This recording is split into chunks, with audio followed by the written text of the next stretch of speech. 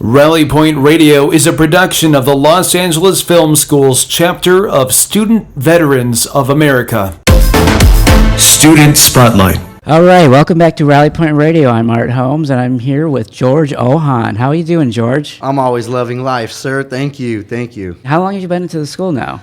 I graduated the film program, and I ended up working for the school for about 12 months, and I recently had resigned that position, and I've currently started back up in the bachelor's degree program for entertainment business. So around the school for close to about 3 years now. When you started, what's it like being a student here and then actually working here? Because you worked in the military services department, so I'm kind of wondering what kind of did in that department and making that transition. I really felt the love, and what I did originally was I had to separate that I was a student going into being an employee, because I kind of knew everybody already as a student, and then going in as an employee, you have to perform, you have a job now, so you have to go through and do your thing. But what I did was I never stopped seeking knowledge. I was at the Los Angeles Film School, I was in Hollywood, I'm in Los Angeles, and all of these great filmmakers, directors, producers, business people, entrepreneurs, they're all around me, so I just kept picking their brains and kept growing professionally the whole time I was on campus. Now, where are you originally from? I was originally born in Aleppo, Syria. My family's Armenian, and then we ended up moving, and we came here to Hollywood, not too far from here, actually. Over on Normandy and Sunset is one of the first places that we lived before moving up to Madera, California, in the valley, in the Central Valley. So when you moved here from Armenia, how old were you? When I moved here, I was about almost 2 years old. I was just a little baby. Yeah, I was just a little baby. We just got here. It was 1981. My family came here and started our new life here in LA. So you're also a military vet, and I'm wondering why the military? That's kind of a funny story. I walked in, I joined the Army, and I was active duty for 8 years, but I had originally walked into the Marine Corps recruiting station, and I was a fat high school kid. I walk in with a big old belly, and the guy's like, "You ain't going to be a Marine? Look at you. You're a fat boy." And I was just like, okay, well, that's not cool. So I walked next door, and Air Force had already gone home for the day, of course. The Navy recruiters were fatter than I were, so I was like, well, maybe not there. And then I saw the Army guys, and I walked in there and talked to one of the sergeants, and he said, "Hey, tomorrow you meet me at 1600 hours right here in front of the recruiting station, and we'll start doing some PT. I'll take you running." I didn't think he was really serious, but I'm sure he didn't think I was serious, so I showed up at 1600, and that was kind of the beginning of it. He mentored me, and he took me out. We did physical training. I ended up losing about 35 pounds. I joined the Army, and from there it was just it was a wonderful ride. I really, really enjoyed my military service. And what do you consider to be some of your prouder accomplishments in the military? Some of the most proud moments in the military was when I got promoted to sergeant. I was 20 years old. I got promoted very quickly, but at that moment, I'd also mentored about close to 10 soldiers to being Soldier of the Year, Soldier of the Month, Soldier of the Quarter. So what I would do is I would teach the younger enlisted men on how to get right, how to make your uniform straight, what to say to the sergeants, what not to say to them, what type of military things they should be studying, and how they should respond at these boards. And so I was really on this quest to make the super soldier. And to me, that was just a huge accomplishment, because I felt like all the things that the lower enlisted guys would complain about, I tried to fix as a sergeant. So I was that guy that was trying to save the world within my own platoon. And then myself, I did win Soldier of the Year and things like that at different locations, places that I was at. So just things like that. It was really the relationships and the bonds that I built within the military is what I'm really proud about. Because you were a recruiter, I think, right? Yes. That was recruiting was a damn fun time. I didn't think you were going to bring that up, Art. We can always edit it out. No, we can leave it. It's fine. United States Army Recruiting Command. That was very interesting. It was after 9/11, so you had the guys that were gung ho, like, "Oh, sign me up right now," but you're like, dude, you're kind of a little bit on the crazy side, and I'm going to be a leader, I'm going to be an officer, and I want to be in charge of everybody. Or you had the guys that were just, no way, no how, forget this, I will never talk to you. And, they didn't have such nice things to say to recruiters. But the recruiting command, I'm grateful for, because they gave me a lot of my entrepreneurial and business and marketing type skills that I'm certainly using in Hollywood today. Where were you stationed at when you were recruiting? When I was in recruiting, I originally came here to the Inland Empire, to a city called Upland. After Upland, I became one of the top recruiters for the recruiting company I was working at. They gave me my own station, and I became the station commander for Huntington Beach Recruiting Station, which I was the commander for the U.S. Army's recruiting efforts for 72 square miles of Orange County.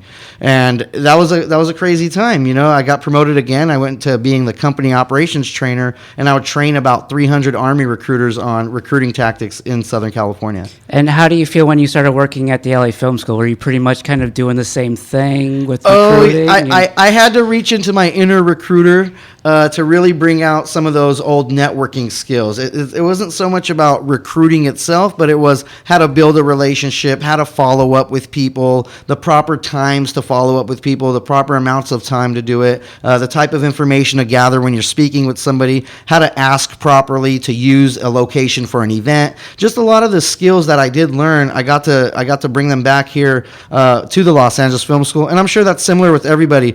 Anybody that's listening right now, I don't care if you work at McDonald's, I don't care if you're sweeping up the sidewalk, whatever, that skill, that experience, whatever you're doing right now, I guarantee you will be able to use it for the future, not for exactly what you're doing with it right now, but what you learn from it. So there's a lot of programs here at the school, and you were in the film program. I'm wondering why you chose film. Great question. I really love marketing. I really love branding, this type of entrepreneurship, building small businesses, building companies, social media. And every time I would help a business or somebody with a product or a service, the thing that was always missing was HD content. And it's so expensive, to get video, to get photography the proper way, marketed the proper way, get it out there with the SEO, the search engine optimization stuff. And so I figured if I'm going to go to an entertainment type school, then I definitely want to be the guy that can be self-contained. I want to learn the things that why my clients say no. My clients are saying no because they can't afford a certain part of what the package is. So I had to just go learn that skill to be able to include that into my consultations with small businesses or entrepreneurs. And you feel that's kind of the same mentality you went into with the business program, kind of continuing with that mindset and building your momentum and your network and... It's funny you bring that up because that's exactly the mindset that I went into it with. After I researched the instructors for the business program while working here, it was a no-brainer. I had to go to that program. Yeah, because Hal Lieberman, it's like, oh my goodness. You look at his bio and it's like, okay, yeah, this that's is right. What the place to be. You look at the head of the program, you bring up a terrific point. If this is the guy that's in charge, he's an intelligent guy, he's great, highly successful here in Hollywood, he's going to hire the right people. So the instructors that are now teaching me how to do business in Hollywood work here in Hollywood. So it just made perfect sense. It was really a no-brainer. It's like they've got executive studio experience, a lot of entertainment lawyers in this program. So yeah, I love that. I love the fact that there are a lot of attorneys because they've dealt with all the different clients and contracts and negotiations. Yes, and all this stuff and how to market a product to all these high people in the industry. That's right. How are you enjoying that part? By the way, I'm loving it. You too? I just did that interview with C. Michael Bray, that's coming up later in the Hitman show. Records? Yeah, so awesome! I can't wait to hear it. I definitely want to hear that segment. Yeah, so he's got a lot of history in his class. What month are you in right now? Right now, I'm currently doing business ethics and responsibility. Because he teaches month 10, and his final, he breaks down what you do, and it's just one of those things where you go, okay, this was the right decision for me. Great. Now, talking and then explaining all the opportunities that we have here with the instructors, what do you feel as far as the student coming in, what their mindset should be? Because I see students here, and it's like, I don't know if they, are going about it the right way, or they're burning bridges that they're not supposed to be burning, or it's like the people that they're putting down are going to be passing them going up, and it's like, man. I totally understand where you're coming from, and it's not just here. This is a lot of campuses. I used to visit all the campuses as a community outreach officer and as the military transition officer. I've been all over, and the mentality really needs to change from high school. You're not in high school. You're not trying to be the coolest kid anymore. It's okay to be a dork. There's a bunch of us around here. There's a bunch of geeks running around. It's a film campus, but you have to stay focused on what is the ultimate prize. What is your goal? I think a lot of people are missing the part where they set a goal, and that's how you stay focused. Your competition is not the guy to your left and to your right inside of a film program. Your competition is F. Gary Gray, Steven Spielberg, James Cameron. If you want to be a director, any one of these guys, that's your competition. The standard, the bar has already been set. So you don't have to regress and come back and try to compete with another film student. And I see a lot of that going on. So I hope people would just really take a step back and instead of being the soldier in the foxhole, act like you're the general and look at the entire battlefield and assess the situation for your plan to success. You had the opportunity to go to the Cannes Film Festival this past year.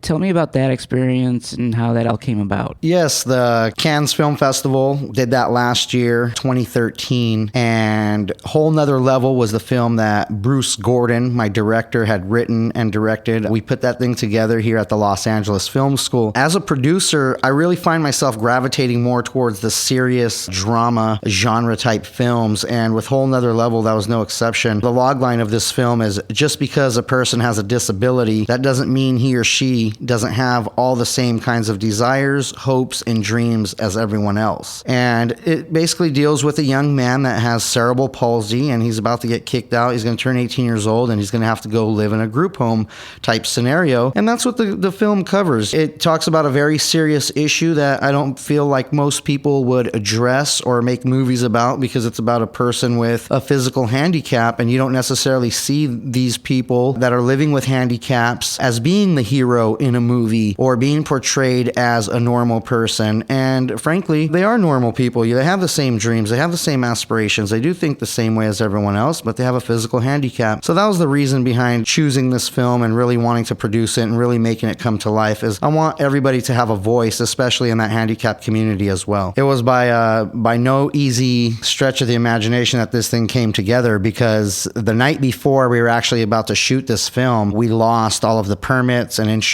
and everything. We didn't have it squared away because the city of Downey ended up telling us that they need a $2 million policy instead of the $1 million that we had good to go.